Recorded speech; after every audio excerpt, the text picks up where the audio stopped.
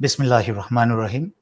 দেশপ্রেমিক বাংলাদেশি দেশে বিদেশে যে যেখানে আছেন, আসসালামু আলাইকুম। সবার প্রথমে আমি প্রধান উপদেষ্টা ডক্টর মোহাম্মদ ইউনূস জাতিসংঘে ভাষণ দিয়েছে, তার সম্পর্কে দুটি কথা বলতে চাই। উনি খুব সুন্দর করে সবকিছু গুছিয়ে ধাপে ধাপে সব প্রসঙ্গই টেনেছেন। বিশেষ করে উনি প্যালেস্টাইনের বিষয়টা এনেছেন অত্যন্ত সাহসিকতার সাথে।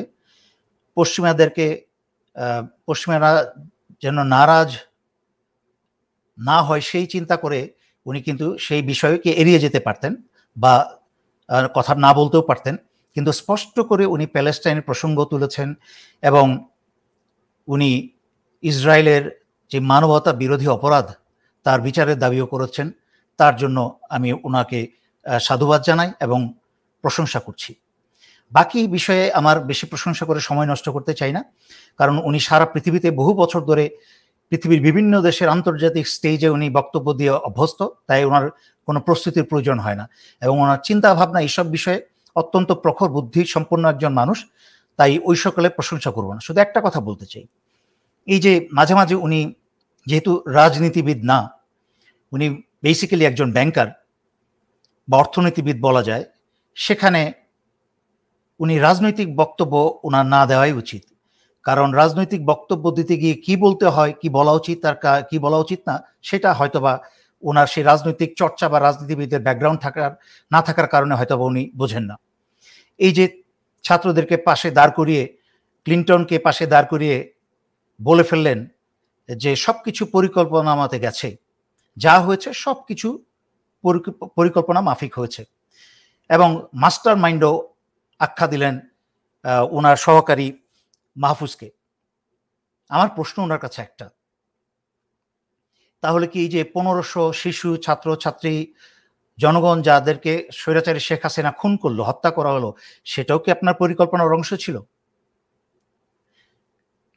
শহীদ সাইদ যে বুক পেতে গুলি নিয়েছিল, সেটাও কি আপনার পরিকল্পনার বা মাহফুজের পরিকল্পনা ছিল? মাহফুজের ব্রেইন চাইল্ড ছিল কি সেটাও? উত্তর তো দেবেন না এগুলা। সুতরাং এসব আপনি নিজের সম্মানটা নষ্ট করবেন না। কথা সারাদিন বলা যায়, কিন্তু বাংলাদেশে এখন কাজ বেশি করতে হবে। সমস্ত কাজ রয়ে গেছে। বুঝলাম যে 15 মাসও যথেষ্ট না স্বৈরাচারী শেখ হাসিনা যেই ধ্বংসযজ্ঞ দেশে চালিয়ে গেছে, কিন্তু কিছু কিছু তো কাজ আমাদেরকে দেখতে হবে। আমরা স্বৈরাচারী শেখ হাসিনার সকল প্রতিষ্ঠান, সকল ব্যক্তিবর্গ, সকল স্থানে স্থানে বসে আছে, যা বলে 5, 10, 15 মিনিটে শেষ করা যাবে না, 1 ঘন্টাও শেষ করা যাবে না, যা বহুবার আগের লাইভগুলো তো আমি ব্যাখ্যা করেছি। সুতরাং আমরা জানি, সাধারণ জনগণ জানে এবং বুঝে, মাইকে যতই আপনারা কথা কারোর ব্যক্তিগত কোনো ব্যক্তির ব্রেইন চাইল্ড বানান না কেন পুরা এই আন্দোলনকে, ইয়েস, আপনাদের 9 দফার দাবির আন্দোলন ওই পর্যন্ত ছিল আপনাদের সমন্বয়ক, তাদের পরিকল্পনা, কিন্তু সাইদের বুক পেতে দিয়ে এবং গুলি খেয়ে তারা দেশটাকে স্বাধীন করেছে, সেটা আপনাদের পরিকল্পনার কোনো অংশ ছিল না। যাই হোক, পরের কথায় চলে যাই, অত্যন্ত গুরুত্বপূর্ণ কথা।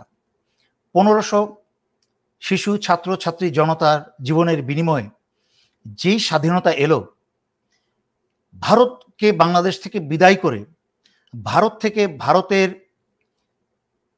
যেই থাবার থেকে বাংলাদেশকে মুক্ত করলো এই 1500 ছাত্র ছাত্রী, শিশু, জনতা মিলে, এবং যারা আহত 20,000 বা তার চেয়ে অধিক আহত ছাত্রছাত্রী জনতারা মিলে, সেই স্বাধীনতাকে আবার ছিনিয়ে নিয়ে মির্জাফররা, এই মির্জা ফখরুলের মতো মির্জাফররা আবার ভারতের হাতে তুলে দিচ্ছে। কত বড় দুঃসাহস, কত নির্লজ্জ, কত বেহায়া একটা চরিত্রহীন একটা ব্যক্তি হতে পারে এই মির্জা ফখরুল, যার কথা আমি গত 4-5 বছর ধরে আমি ভিডিওতে বলে আসছি যে এই বদমাইশটা, এই দেশদ্রোহী, এই ভারতীয় দালালটা, সে 5 বছর ভারতের কাছ থেকেও পয়সা খেয়েছে, আওয়ামী লীগের কাছ থেকেও পয়সা খেয়েছে, আবার ডিজিএফআই এর লোক তার কাছে হাতে গিয়ে টাকা তুলে দিয়ে আসছে প্রতি মাসে। বহুবার অনুরোধ করেছি জনাব তারেক রহমানকে যে আপনার সবার আগে দেশ, তারপর আপনার দলটাকে বাঁচাতে হলে দলের ভিতরের মির্জাফর এবং বেঈমানগুলাকে বের করেন, কিন্তু উনি এখনো যেই পর্যন্ত নীরবে দিন কাটাচ্ছেন, মনে করছেন সব ঠিক হয়ে যাবে। আমি ওনার অবস্থা দেখে বুঝতে পারছি দলের উপরে ওনার কোনো নিয়ন্ত্রণ নাই। যদি থাকতো নিয়ন্ত্রণ, তাহলে এই মির্জা ফখরুলের মতো বদমাইশগুলাকে, বেশ কিছু বদমাইশ আছে ভারতীয় দালাল এবং দেশদ্রোহী, যাদেরকে ঘাট ধরে দলের থেকে বের করে দেওয়া উচিত ছিল। আজকে মির্জা ফখরুল যেই বক্তব্য দিল, আপনারা সারা বাংলাদেশে দেখেছেন পত্রপত্রিকায়, সে বলেছে যে আমরা ভারতকে আশ্বস্ত করেছি যে বিএনপি ক্ষমতায় এলে সে বাংলাদেশের মাটিতে কোনো বিচ্ছিন্নতাবাদী সংগঠন স্থান হবে না। Who the hell are you? আপনার মতো একটা দুশ্চরিত্রবান একটা লোকের এই ধামরা বুড়াগুলোকে এখন এই নতুন প্রজন্মের উচিত এই ধামরা দেশদ্রোহী বুড়োগুলাকে জুতা মারতে মারতে বিদায় করা, যেন আরেকটা আওয়ামী লীগ তৈরি না হয়।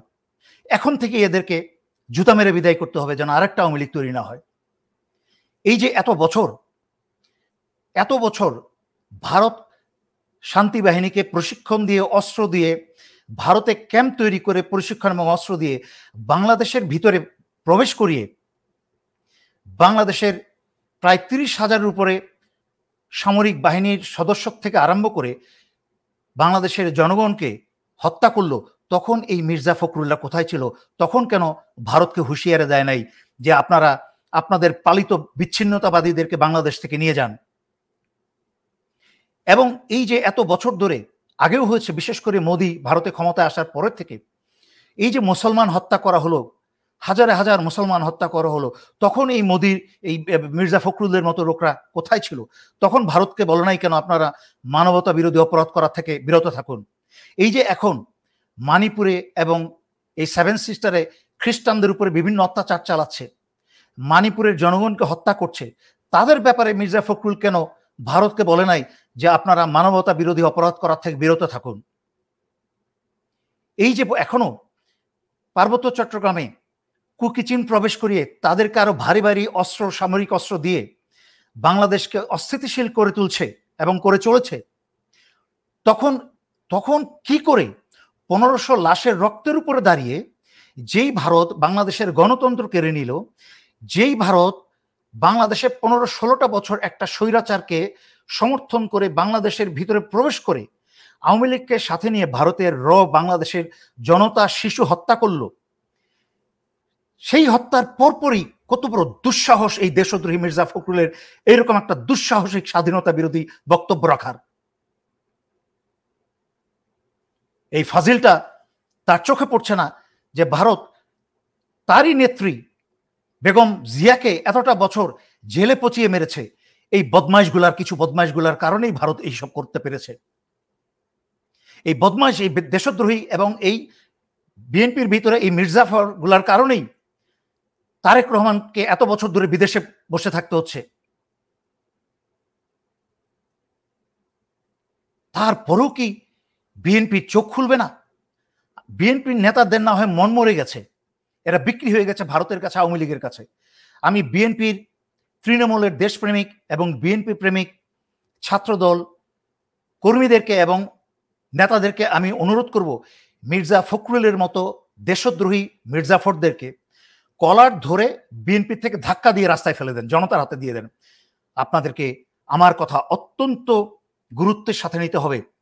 এই গত 15টা বছর চুপ করে থেকেই কিন্তু স্বৈরাচারী শেখ হাসিনা ছোট থেকে একটা বিরাট বড় দানবে পরিণত হয়েছে, শুধু বাংলাদেশিরা মুখ বন্ধ করেছিল বলে এবং বিএনপি আন্দোলনের নামে নাটক করেছে বলে।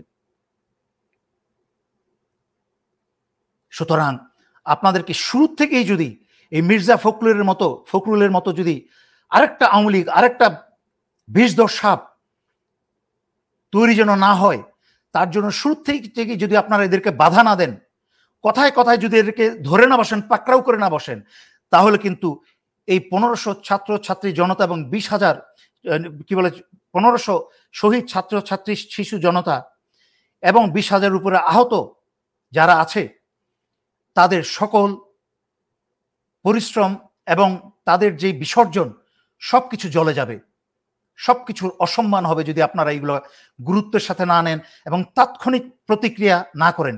এই যে আমি দেখেছি একটা সুন্দর জিনিস দেখলাম যে পাহাড়িদের যারা সন্ত্রাসী কাজকর্ম করছে তাদের বিরুদ্ধে, তাদেরকে উদ্দেশ্য করে দেখলাম যে ঢাকা শহরে মিছিল হয়েছে, আন্দোলন হয়েছে। আমি তাদেরকে জানাই আমার সালাম। এইভাবেই করতে হবে। যখনই ভারতের কোনো মিডিয়া বাংলাদেশের বিরুদ্ধে কোনো মিথ্যা প্রপাগান্ডা করবে, সারা বাংলাদেশিদেরকে একত্রে মিলিয়ে মিডিয়া এবং সরজমিনে মাঠে নেমে তার প্রতিবাদ করতে হবে। একইভাবে বাংলাদেশের ভিতরে থেকে যেই সব জারজ আবার দেশদ্রোহিতা করার চেষ্টা করবে, বাংলাদেশের স্বাধীনতা সার্বভৌমত্ব ভারতের হাতে তুলে দিয়ে তাদের গোলামি শুরু করবে, দালালি শুরু করবে, এদেরকে ঘাড় ধরে, মির্জা ফখরুদ্দিনকে ঘাড় ধরে রাস্তায় নামিয়ে এদেরকে শায়েস্তা করুন আপনারা, যেন আর কারোর সাহস না হয় এইভাবে কথা বলার। কত বড় স্পর্ধা! এতগুলা ছাত্রছাত্রী মারা গেছে, জীবন দিয়েছে, মাত্র 1 মাসের উপরে হয়েছে, তারপরেই সাথে সাথে আবার দেশদ্রোহিতা শুরু। আমি আগেও ব্যাখ্যা করেছি, ভারত যেহেতু কোনোভাবেই বাংলাদেশের ভিতরে আবার প্রবেশ করতে পারছে না, হিন্দু আন্দোলন করে, পাহাড়ি আন্দোলন করে, বিভিন্ন নাটক করে পারছে না, ডক্টর মোহাম্মদকে, ইউনূসকে অস্থিতিশীল করার চেষ্টা করেও পারছে না, তাদের অনেক দুর্বলতা থাকার পরেও তারা পারছে না। আমি আগেও ব্যাখ্যা করেছি, তাদের ধান্দা বহুদিন আগে থেকেই বিএনপিকে প্ল্যান বি হিসাবে ব্যবহার করা, যেহেতু বিএনপির নেতাদের চরিত্র নাই, এরা সব বিক্রি হয়ে গেছে, দুশ্চরিত্র। সুতরাং বাংলাদেশের জনগণকে কোনো দল করেন আর না করেন, যদি দেশকে ভালোবাসেন, মনে রাখবেন। আর বিএনপির ছেলেদেরকে সহকারে বলছি, আপনাদের নেতারা যখন ফুর্তি করেছে, আওয়ামী লীগের নেতার সাথে তারা চিয়ার্স করেছে, ছেলে মেয়ে বিয়ে দিয়ে বিআই করেছে, তখন কিন্তু আপনারা কিন্তু মার খেয়েছেন রাস্তায় এবং জেলে পচেছেন, ধান খেতে ঘুমিয়েছেন, পরিবার বিপদ পড়েছিল, তখন কোনো নেতাও কিন্তু আপনাদেরকে সাহায্য করে নাই। তাই যদি দেশকে বাঁচাতে চান, দলকে বাঁচাতে চান, দল মত ধর্ম নির্বিশেষে যারাই ভারতের দালালি করার চেষ্টা করবে, প্রকাশ্য তো দূরের কথা, গোপনেও যারা করার চেষ্টা করবে, তাদের ঘাড় ধরে বাসা, বাড়ি, অফিস, আদালত ঘেরাও করে ফেলবেন। এদেরকে ঘাড় ধরে রাস্তায় নামিয়ে এসে জনতার আদালতে তুলবেন। এই বলে আমি আজকের জন্য এখানে শেষ করছি। ধন্যবাদ। আসসালামু আলাইকুম।